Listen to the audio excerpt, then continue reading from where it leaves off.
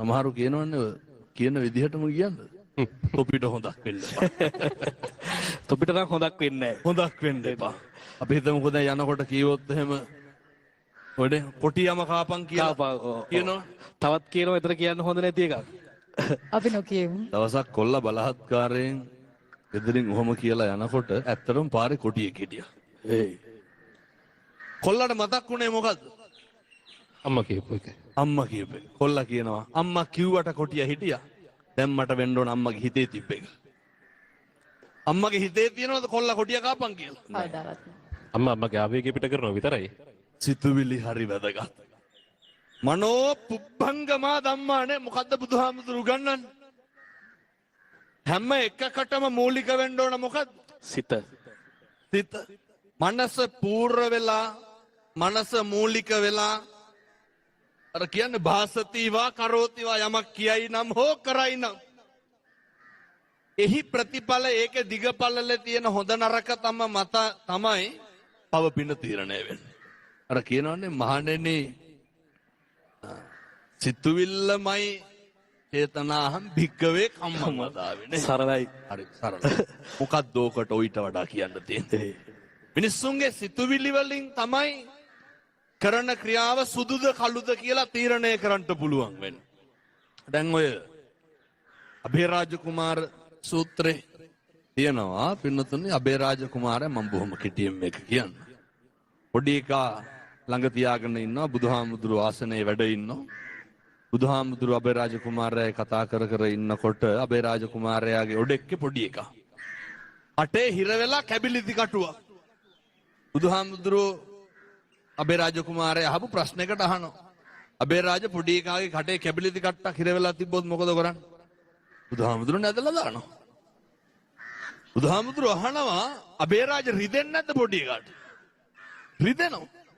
ලේන්නේ ලේනවා. ඒත් බුදුහාමුදුරනේ පොඩි එකා බේරගන්න එපා. රිදෙන්න පුළුවන්. ලේන්න පුළුවන්. මොකද්ද සිතුවිලි? ජීවිතේ යහපත්. සිතුවිල්ල යහපත්. අම්මා තනදිම සිතුවිලි යහපත් වෙන්න ඕන. තමහරු අප්‍රමාණ කැපකිරීම කරනවා ඇල්ලතුර ටිකක්වත් බලා ගන්න නැතුව. කිසිම දෙයක් බලාපොරොත්තු නොවේ පුදුම විදිහට අනෙක වෙනුවෙන් කටයුතු කරන උදාහරණයක් විදිහට භික්ෂුන් වහන්සේලා. දැන් ඔය මේ අපේ නායකහරුලා මේ භූමි මේවා මේ විදිහට අප වෙලා කැප වෙලා සංවර්ධනය කරේ නැත්නම් අදටත් මේ වගේ කැලෑ මූකලන් නෙමෙයි. උන්වහන්සේලාගේ තියෙන HRM එක කොහොමද?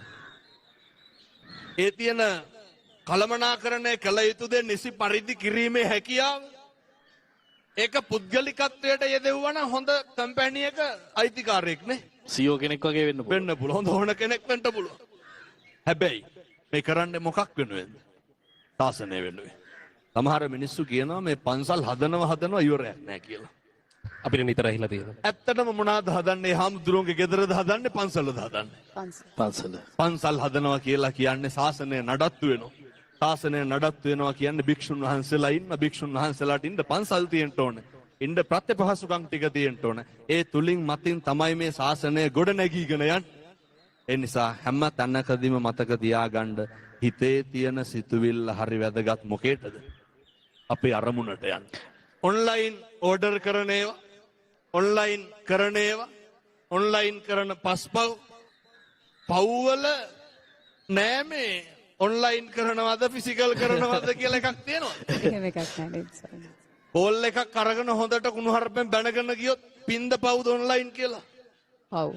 එහෙම එකක් නැහැ. දැන් ඩුබායි ඉඳන් නේද වැඩිපුරම මරන්න ඕඩර් එන්නේ. පව් නැත් ඔන්ලයින් නිසා නෑ කියලා ඒක ඒ ඕඩර් එක මඩ එක ඔන්ලයින් අතිරේක ප්‍රශ්නයක්. මේක මගේ දැන් ඔළුවට ආපු එක. දැන් ඔය ඔන්ලයින් ඔය වැඩ ටික කරන්න අපිට පහසුකම් සපයපු පිරිසකුත් ඉන්නවනේ. මේගොල්ලොත් මේ පවේ කොටස්කාර වෙනවා. කිසිසේත්ම නැහැ. චේතනා. ඇයි? අර දැලිපිහි තියෙන්නේ මොකේද? අපි රැවුල කපා. ඒ රැවුල කපා ගන්න නේ. ඒවා කිසිසේත්ම නැහැනේ. කාගේවත් බෙලි කණ්ඩවත්, බෙලි කපන්නවත්, කිරි කණ්ඩවත් නෑ. ඒ හින්දා මේ තියෙන උපකරණ භාවිතා කරන්න ඕනේ මොකේටද, යුතු දෙයටද, අයිතු දෙයටද කියන එක අපි විසින් හිතන්න. ආයුධ වලට ඕක කොහොම වෙන්නේ?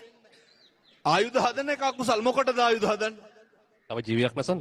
බුදුහාමුදුරුවෝ උගන්වනව නේද අර කරන්න මෙපා කියපු රස්සා අතර මොකක් දෙකක්? අවියායුධ. අවියායුධ වෙළඳාම සහ පරිහරණය.